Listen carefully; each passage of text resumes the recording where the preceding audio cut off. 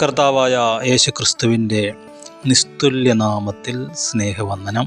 പ്രിയമുള്ളവരെ, ഇന്ന് നമ്മൾ ധ്യാനിക്കുന്നത് യെശയ്യാവിൻ്റെ പുസ്തകം 58-ാം അധ്യായം 14-ാമത്തെ വാക്യം.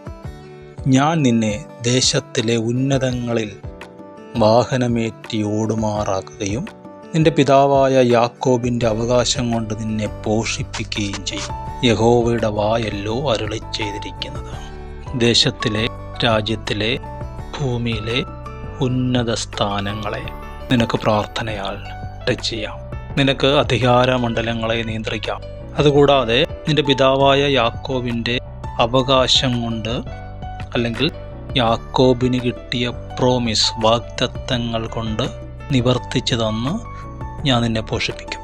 യാക്കോബ് തൻ്റെ അമ്മയുടെ വീട്ടിലേക്ക് പോകുമ്പോൾ, ഹാരാനിലേക്ക് പോകുമ്പോൾ ദൈവം അവന് പ്രത്യക്ഷനായി അവനോട് പറഞ്ഞതാണ്, നീ കിടക്കുന്ന ഭൂമിയെ ഞാൻ നിനക്കും നിന്റെ സന്തതിക്കും തരും. നിന്റെ സന്തതി ഭൂമിയിലെ പൊടി പോലെയാകും. നീ പടിഞ്ഞാറോട്ടും കിഴക്കോട്ടും വടക്കോട്ടും തെക്കോട്ടും പരക്കും. നീ മുഖാന്തരം, നിന്റെ സന്തതി മുഖാന്തരം ഭൂമിയിലെ സകല വംശങ്ങളും അനുഗ്രഹിക്കപ്പെടും. ഞാൻ നിന്റെ കൂടെ ഇരിക്കും. പോകുന്നിടത്തേക്ക് നിന്നെ കാക്കും, നിന്നെ മടക്കി വരുത്തും, നിന്നെ അനുഗ്രഹിക്കും, നിന്നോട് പറഞ്ഞത് അരുളിച്ചത് നിവർത്തിക്കും. ശ്രേഷ്ഠമായ ഒത്തിരി വാഗ്ദത്തങ്ങൾ കൊടുത്തു. ആ മനുഷ്യൻ്റെ ജീവിതം നോക്കിയാൽ കഷ്ടപ്പാടും അലച്ചിലും ബുദ്ധിമുട്ടൊക്കെ ഉണ്ടായെന്ന് പറഞ്ഞാലും ഒരു എക്സ്ട്രാ ഓർഡിനറി ലൈഫ്. ഒരു വ്യക്തിയായിരുന്ന, ബലഹീനനായിരുന്ന, പുഴുവായിരുന്ന യാക്കോബ് ഇസ്രായേൽ എന്ന് പറയുന്ന ശക്തരായ ഒരു രാജ്യമായി മാറി. ആരംഭത്തേക്കാൾ നല്ലൊരു അവസാനം ഈ മനുഷ്യന് കിട്ടി. ശ്രേഷ്ഠമായ വെളിപ്പാടുകൾ ഈ മനുഷ്യൻ പ്രാപിച്ചു. ദൈവാലോചനകൾ പ്രാപിച്ചു. ഈ മനുഷ്യന് അനുഗ്രഹമായി മാറി. ഇപ്പോൾ പുതിയ നിയമസഭയോട് കർത്താവ് പറയുകയാണ് അവരുടെ പ്രാർത്ഥനയെക്കുറിച്ച്, ഉപവാസത്തെക്കുറിച്ച്.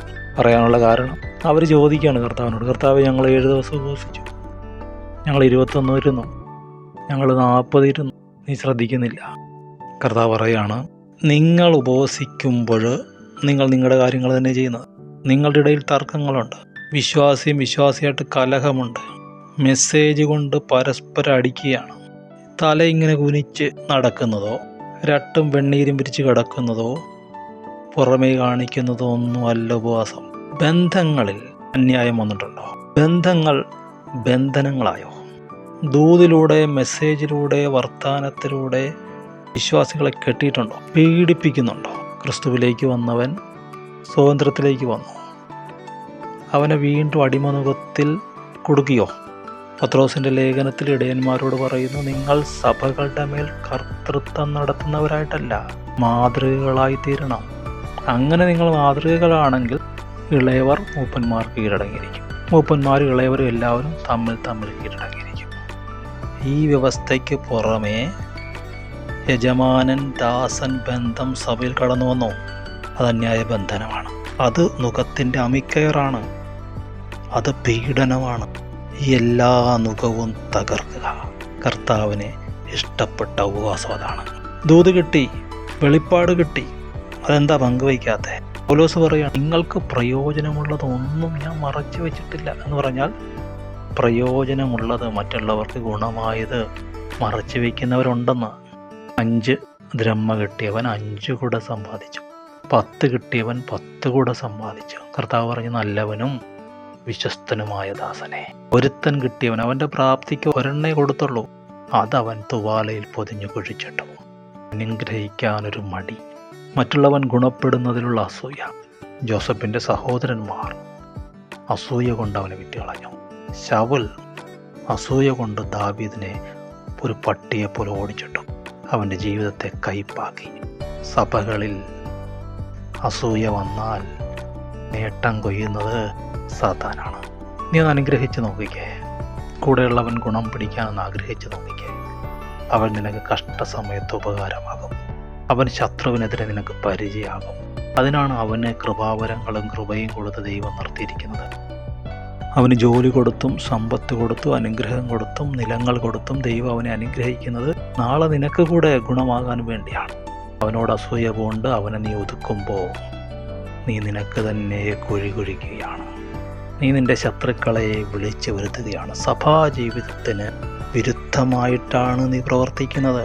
അങ്ങനെ വിശക്കുന്നവന് നീ അപ്പം നുറുക്കിക്കൊടുക്കുകയും, അലഞ്ഞു നടക്കുന്ന സാധുക്കൾ, ശുശ്രൂഷ പ്രാപിക്കാതെ ഗുണപ്പെടാതെ ഒന്നുമാകാതെ പോയ സാധുക്കളെ നിന്റെ വീട്ടിൽ ചേർത്ത് കൊള്ളുന്നതും അവരോട് കരുണ കാണിക്കുന്നതും നഗ്നനെ കണ്ടാൽ അവനെ ഉടുപ്പിക്കുന്നതും ശരിയാണ്. ചിലരുടെ പാപങ്ങൾ നിനക്ക് വെളിപ്പെട്ടു, ദൈവം നിനക്ക് കൃപ തന്നു. അതവനെ നിന്ദിക്കാനാണോ? അവനെ ഉടുപ്പിക്കാനല്ലേ? ഞാൻ നിങ്ങളുടെ ഇടയിൽ നടക്കുന്നത് കൊണ്ട് യാതൊരു അശുദ്ധിയും കാണാതിരിക്കേണ്ടതിന് നിങ്ങളുടെ കയ്യിൽ ഒരു പാര കൂടെ കരുതണം. അശുദ്ധി കുഴിച്ച് മൂടിക്കളണമെന്ന്. നിന്റെ മാത്രമല്ല, സഹോദരൻ്റെ കണ്ടാലും അത് മൂടിക്കളാ. അങ്ങനെയൊന്ന് പരിശീലിച്ചേ. വചനം പറയുന്നു, നിന്റെ വെളിച്ചം ഉഷസ് പോലെ പ്രകാശിക്കും, നിന്റെ മുറിവുകൾക്ക് വേഗത്തിൽ പൊറുതി വരും, നിന്നെ കർത്താവ് റെസ്റ്റോർ ചെയ്യും, നിനക്ക് സമാധാനം തരും, നിനക്ക് സൗഖ്യം തരും, ആത്മീയമായും ശാരീരികമായും. നീ ഭാരപ്പെടുന്ന വിഷയങ്ങളിൽ ഒരു സ്വസ്ഥത തരും. നിന്റെ നീതി നിനക്ക് മുമ്പായി നടക്കും, നിനക്ക് അനുഗ്രഹം വരും. കർത്താവിൻ്റെ മഹത്വം നിനക്ക് പ്രൊട്ടക്ഷനാകും. നീ ഒന്ന് വിളിച്ചാൽ മതി, കർത്താവ് ഉടനെ ഉത്തരം തരും. നീ കരഞ്ഞ ഞാൻ വരുന്നു എന്നവൻ പറയും. വിരൽ ചൂണ്ടുക, അത്ര പച്ചയായിട്ടാണ് പരിശുദ്ധാത്മാവ് എഴുതി വച്ചിരിക്കുന്നത്. മുഖം വിരൽ ചൂണ്ടുന്നത്, വഷളത്വം സംസാരിക്കുന്നത് നിന്റെ നടുവിൽ നിന്ന് നീക്കിക്കളയണം. പുറമേ നീ വിരൽ ചൂണ്ടുന്നില്ല, വഷളത്വം സംസാരിക്കുന്നുമില്ല, മുഖവും കൊടുക്കുന്നില്ല. പക്ഷെ നിന്റെ ഹൃദയത്തിൽ ഇതുണ്ട്. നിന്റെ സഹോദരന് വിരോധമായി മുഖമുണ്ട് നിന്റെ കയ്യിൽ.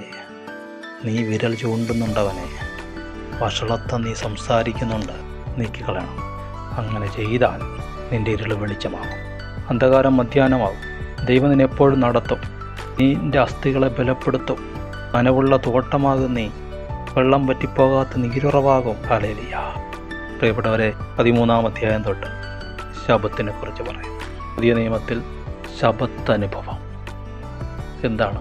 വചനത്താൽ ഒരുത്തൻ സ്വസ്ഥത അനുഭവിക്കുന്നതാണ്.